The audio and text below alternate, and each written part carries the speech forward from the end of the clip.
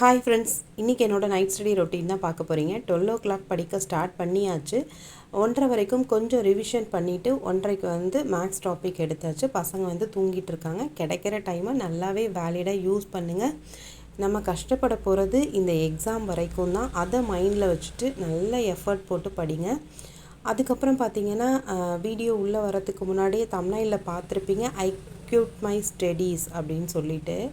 இந்த ஒரு விஷயம் எல்லாரோட லைஃப்லேயுமே நம்ம கடந்து தான் வந்திருப்போம். ஹவுஸ் ஒய்ஃபாக இருக்கிற எல்லாருமே ஏதாவது ஒரு கட்டத்தில் நம்ம லைஃப்பில் நமக்கு தோணியிருக்கும், ஏன் இவ்வளோ கஷ்டப்படணும், இவ்வளோ பிரச்சனையை ஃபேஸ் பண்ணிவிட்டு படிக்கணுமா, போங்கடா அப்படின்னு சொல்லி எல்லாத்தையும் விட்டெறிஞ்சிட்டு, அதாவது வேணாம் போ அப்படின்னு சொல்லி சில நேரம் புக்கு பக்கமே திரும்பாமல் அவ்வளோ டென்ஷனான சுச்சுவேஷன், அவ்வளோ ஹார்டான சுச்சுவேஷன்லாம் எல்லாரோட லைஃப்லேயும் மேக்ஸிமம் வந்திருக்கும். ஸோ அதை பற்றி தான் இந்த வீடியோவில் நான் ஷேர் பண்ண போகிறேன். ஒரு சிஸ்டர் கமெண்ட் பண்ணியிருந்தாங்க, நான் டிஎன்பிசி படிக்கிறேன், இங்கே 2 குழந்தைங்க இருக்காங்க, பட் என்னோடய ஹஸ்பண்ட் சுத்தமாக எனக்கு சப்போர்ட் இல்லை, என்னை புரிஞ்சுக்க மாட்டேங்கிறாங்க, எப்போ பார்த்தாலும் சண்டை.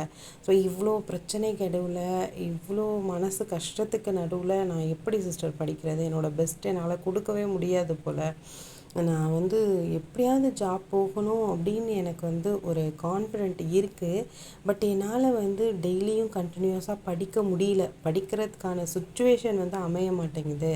வேறு யாரும் என்னை புரிஞ்சுக்கலனாலும் பரவாயில்ல, ஹஸ்பண்டே புரிஞ்சுக்க மாட்டேங்கிறாங்க, நான் என்ன பண்ணுறது, நான் இந்த ஃபீல்டை விட்டே வெளியில் போயிடலாம் அப்படின்னு சொல்லி நான் நினைக்கிறேன் சிஸ்டர் அப்படின்னு சொல்லி கமெண்ட் பண்ணியிருந்தாங்க.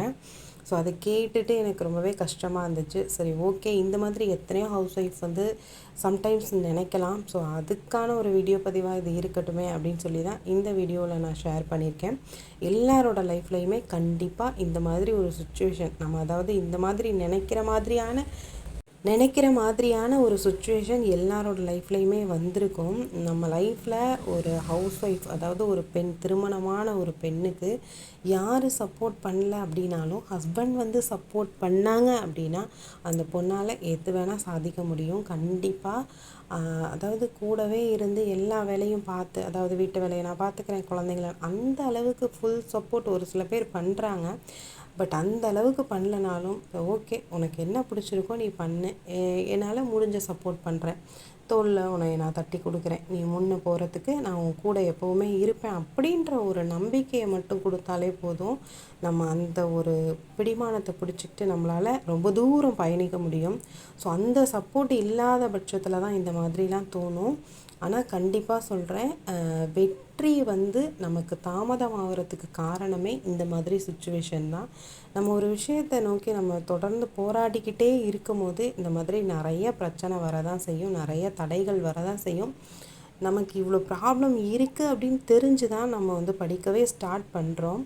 ஸோ இந்த பிரச்சனையெல்லாம் வரும்போது உங்களால் படிக்க முடியல அப்படின்னா ஒரு 2 நாள் பிரேக் எடுத்துக்கோங்க. எடுத்துகிட்டு நல்லா யோசிக்கும் போது கண்டிப்பாக உங்கள் லைஃப்பில் நீங்கள் பட்ட அவமானத்தை மறந்துடாதீங்க. உங்கள் ஹஸ்பண்டே ஒரு சில நேரத்தில் ஏதாவது ஒர்க் ப்ரெஷரில் அப்படியே உட்காந்துருப்பாங்க. அப்போ போய் ஏன் இப்படி உட்காந்துருக்கீங்க அப்படின்னு கேட்டோம் அப்படின்னா, இப்போ உன்கிட்ட சொல்லி என்ன ஆக போகுது, உன்னால் ஏதாவது பண்ண முடியுமா, உன் வேலையை போய் நீ பாரு, கிச்சனில் உனக்கு ஏதாவது வேலை இருக்கும், நீ அதை போய் பாரு அப்படின்னு கூட சில டைம் சடார்னு சொல்லியிருக்கலாம். அந்த மாதிரி சொல்லும்போது நமக்கு எவ்வளோ வலிச்சிருக்கோம், நம்ம எவ்வளோ படிச்சிருக்கோம். ஆனால் இன்றைக்கி இந்த ஒரு சாதாரண விஷயத்தை கூட நம்மக்கிட்ட ஷேர் பண்ண மாட்டுறாங்க. ஏன் அப்படின்னா, நம்ம எந்த ஒரு வேலைக்கும் போகல, நம்ம வேலை கிச்சனில் தான் அப்படின்ற ஒரு மைண்ட் செட்டு அவங்களுக்கு வந்துருச்சு. ஓகேவா, நம்ம யார் அப்படின்னு ப்ரூவ் பண்ணணும். நம்ம ஒரு ஜாப்புக்கு போய் நம்ம ஏர்ன் பண்ணணும் அப்படின்னா கண்டிப்பாக அவங்க ஒரு வேளை நம்மக்கிட்ட அந்த விஷயத்த ஷேர் பண்ணியிருக்கலாம், நம்மக்கிட்ட ஏதாவது சஜஷன் கேட்டிருக்கலாம், சொல்யூஷன் கேட்டிருக்கலாம். பட் அந்த மாதிரியான சுச்சுவேஷன் இல்லாமல் நம்மளை இக்னோர் பண்ணி அந்த இடத்துல நம்மளை ஆஃப் பண்ணணும் அப்படின்னு நினச்சிருப்பாங்க. எத்தனையோ இடத்துல எத்தனையோ ஹவுஸ் ஒய்ஃப் இந்த மாதிரி ஒரு ப்ராப்ளம் ஃபேஸ் பண்ணியிருப்பீங்க. ஸோ அவங்க முன்னாடி கண்டிப்பாக நம்மளுடைய அடையாளம், நம்ம யார் அப்படின்னு சொல்லி ப்ரூவ் பண்ணணும். அதுக்காகவாது நம்ம படிக்கணும். நம்ம ஹஸ்பண்டு, அப்புறம் நம்ம வீட்டில் இருக்கவங்க மட்டும் இல்லாமல் நம்மளை சுற்றி இருக்கவங்க எவ்வளோ அவமானப்படுத்தியிருப்பாங்க. ஆமாம், குழந்தைங்கள வச்சுக்கிட்டு படிக்கிறாளாம், கல்யாணம் ஆனதுக்கப்புறம் வீட்டு வேலையை பார்க்காம புக்கை தூக்கிட்டு நோட்டை தூக்கிட்டு உட்காந்துருக்கா. அப்படின்னு சொல்லி எத்தனையோ பேர் நம்ம பின்னாடி பேசியிருப்பாங்க. அவங்களுக்கெல்லாம் நம்ம எப்படி பதில் சொல்கிறது? இந்த மாதிரி இந்த ஃபீல்டை விட்டு நான் வெளியில் போகிறேன், நான் இனிமேல் படிக்க மாட்டேன் அப்படின்னு சொல்லிட்டோம்னா அவங்க சொன்னதெல்லாம் உண்மையாயிரும். இவ இப்படி தான் பண்ணுவான்னு நினச்சேன், பண்ணிட்டா பாரு.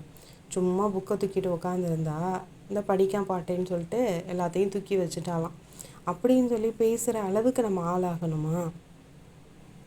கண்டிப்பாக எல்லாரும் யோசிங்க. நம்ம ஏதோ ஒரு தன்னம்பிக்கையோட, ஏதோ ஒரு கான்ஃபிடென்ட்டோட நம்ம வந்து இந்த ஃபீல்டில் இறங்கிட்டோம். இதுக்குள்ளே எவ்வளோ பிரச்சனை வந்தாலும், எவ்வளோ கஷ்டம் வந்தாலும் நம்ம கண்டிப்பாக ஜெயிச்சு ஆகணும், போராடியே ஆகணும். நம்ம யாருன்னு நம்மளை சுற்றி இருக்கவங்க எல்லாத்துக்கும் நம்ம ப்ரூவ் பண்ணி காட்டியே ஆகணும் அப்படின்னு சொல்லி கண்டிப்பாக உங்கள் பெஸ்ட்டை கொடுங்க. ஒரு 2 நாள் பிரேக் எடுங்க. நீங்கள் பட்ட அவமானம், கஷ்டம், வலி, உங்களை பின்னாடி பேசினவன், மூஞ்சிக்கு நேராக பேசினவன் எல்லாரையும் நினைங்க. உங்களுக்கு புதுசு ஒரு தன்னம்பிக்கை கிடைக்கும். கண்டிப்பாக லைஃப்பில் ஜெயிக்கலாம் ஃப்ரெண்ட்ஸ். தொடர்ந்து படிங்க. பாய்.